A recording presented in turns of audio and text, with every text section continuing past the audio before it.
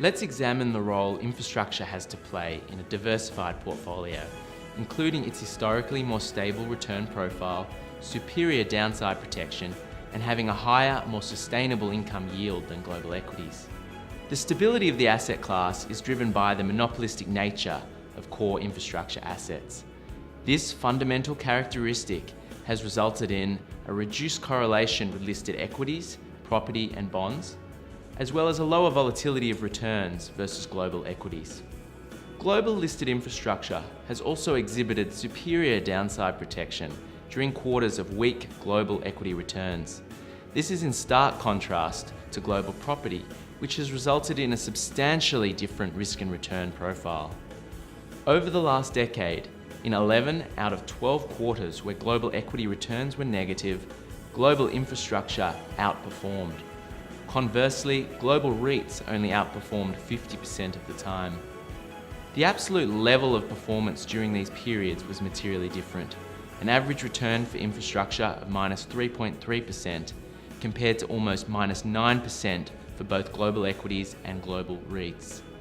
As a result, we continue to encourage investors to think about their real asset allocation as two separate investment decisions for each of global infrastructure and property. A more practical example is looking at the relative performance of asset classes during the global financial crisis.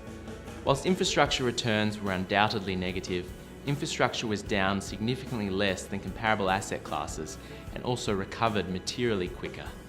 In US dollar terms, from peak to trough, infrastructure outperformed both global equities and global REITs by more than 20% and also recovered 2 years earlier. Finally, over the last decade, global infrastructure has provided investors with more than 1% higher yield per annum than global equities, but done so at a lower level of volatility. In more recent times, despite unprecedented levels of quantitative easing and other extraordinary measures by central banks, the yield advantage over global equities and bonds remain, and the absolute yield of infrastructure has also remained broadly stable relative to its own history. Infrastructure sits somewhere between equities and fixed income in terms of both risk and returns, and its reduced correlation across multiple asset classes suggests investors and consultants are acting sensibly in reserving a strategic asset allocation.